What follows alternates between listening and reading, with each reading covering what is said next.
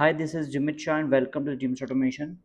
So, here we'll understand how you can resolve this fatal error of the RSLogix 500. Okay, please note if you are using actual RSLogix 500, which is this one, RSLogix 500 English. Okay, then sometimes you'll get fatal error. So what is the reason for that and how you can resolve it? So let me open the software for you. I'm opening RSLogix 500 English. As of now it is showing me a fatal error. The copy protection license for the application could not be acquired, error 2.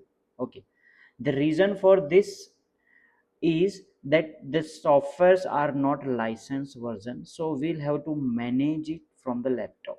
Okay, so after every 7 days you will get this error, fatal error. Okay, once you process, I'm showing you the process how to resolve, but after every 7 days you will have to follow the same process to avoid this error, or once you have received this error you can follow that to open the software regular, right? So let's open this software once again. As of now it is showing you RSLogix 500 opening. It is showing you fatal errors. What you can do, simply go to the C drive in your laptop. Okay, go to the C drive, and here there must be a program data.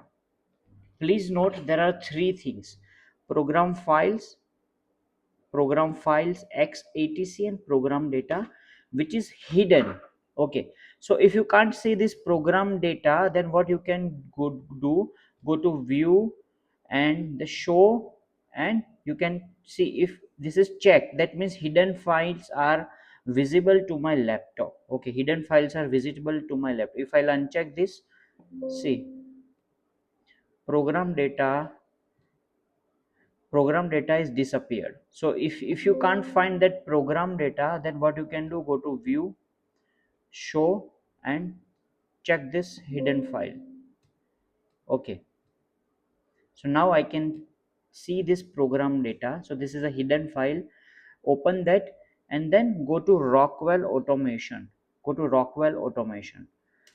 OK, and here go to factory talk activation. Okay, so now you'll see some RNL files. You might be see 1 2 3 4 5 6, whatever the numbers are there. Simply select all and delete that files. Okay, you delete that files, right? Once this is the path, C drive, program data, Rockwell Automation, and then factory talk activation, and then you delete that file. Okay, after a few seconds the file creates automatically. That doesn't matter. So now, yes, your try to open the software. Now I try to open the software called RSLogix 500. Let's open this. Now I can open this regularly, right? So this is normally I can open this. The software is open now, so that fatal error is resolved. But here, can you see this notification? It is showing you that it will continue to operate for a grace period of 7 days. Message will continue to display periodically until either the product is successfully activated or the grace period expire. Correct? So after every 7 days you just delete these files, and you can open these softwares without license, and you can normally open this, right? So that's it for today. Thank you so much for watching. See you in the next class. Thank you.